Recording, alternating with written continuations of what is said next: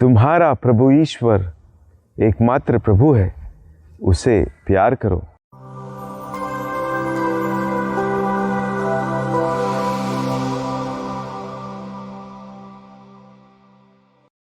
क्रिस्त में मेरे प्रिय भाइयों और बहनों, अंग्रेजी भाषा में एक कहावत है, birds of the same feather flock together.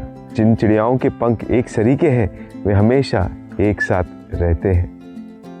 हमें भी ईश्वर ने जब इस संसार में भेजा, हम भी रिश्तों में, बंधनों में या एक दूसरे के साथ बातचीत में, वार्तालाप में कैसे बढ़ते हैं या मजबूत बनते हैं, क्योंकि हर कोई हम एक दूसरे के समान दिखते हैं। हम में से हर एक व्यक्ति यही चाहता है कि हम इस संसार में जब आए हैं एक दूसरे के साथ प्रेम से, भाईचारे से, बातचीत से, सेवा करके और एक दूसरे के लिए उत्थान के लिए काम करने भेजे गए हैं। यही ईश्वर का उद्देश्य भी है और इसलिए हम संसार में रहते समय दोस्त बनाते हैं, मनुष्य से दोस्ती करते हैं, एक दूसरे के साथ रिश्तों में बढ़ते हैं। ये बड़ा ही स्वाभाविक है। लेकिन आज का जो सुसमाचार है थोड़ा सा कठिन है हमें समझने के लिए। आज के सुसमाचार में एक शास्त्री प्रभु के पास आकर पूछता है कि सबसे बड़ी आज्ञा कौन सी है, और प्रभु बताते हैं अपने ईश्वर को अपनी सारी बुद्धि, सारी शक्ति, सारी आत्मा से प्यार करो और अपने पड़ोसी को अपने समान प्यार करो। मेरे प्रिय भाई बहनों, हम में से किसी ने ईश्वर को नहीं देखा है, लेकिन ईश्वर की उपस्थिति हमारे जीवन में 3 रूपों में महसूस कर सकते हैं। क्रिस्तीय जीवन में पहली, एक समुदाय में।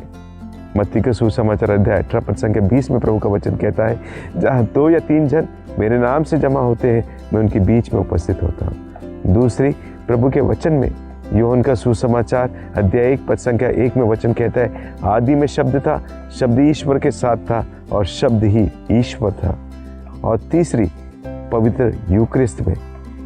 यूहन्ना का सुसमाचार अध्याय 6 पद संख्या 35 में ईश प्रभु कहते हैं, स्वर्ग से ही उतरी हुई जीवन की रोटी मैं हूँ।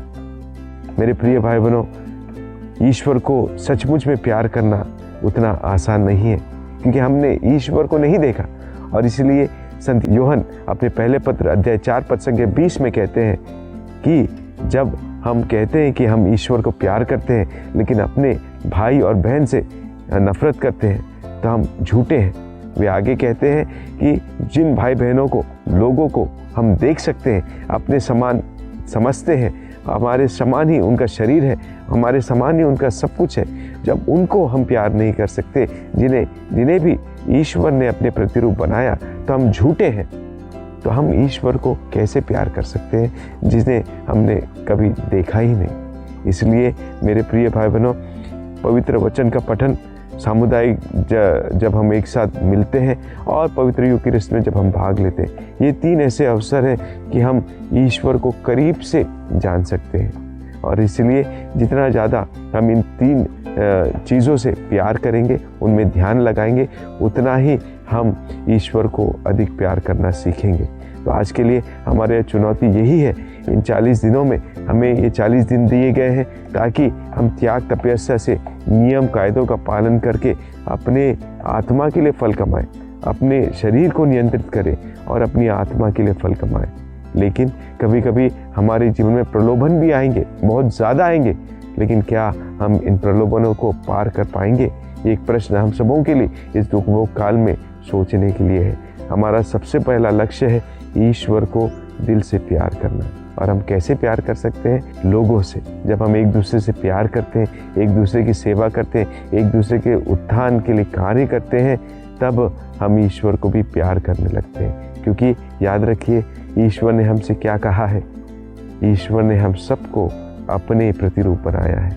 तो अगर आपके जीवन में कोई कमज़ोरी है, आपके जीवन में कोई दुख है, वही दुख शायद दूसरे व्यक्ति के जीवन में भी होगा, किसी दूसरे स्तर पर।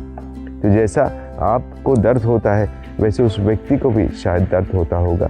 यही प्यार में बढ़ने का एक ज़रिया है कि हम दूसरों के दुख दर्द को समझें और उनके उत्थान के लिए या उद्धार के लिए कार्य करें। यही दुखभोग काल भी हमें सिखाता है। तो आइए प्रभु से हम कृपा मांगे कि हमें आशीष दे और हम ईश्वर के प्रेम में बढ़ने के लिए एक दूसरे को प्यार करें और उनकी सेवा करते हुए ईश्वर की इच्छा को हमारे जीवन में पूरा करें। आइए इसके लिए हम प्रभु से प्रार्थना करें। आमीन।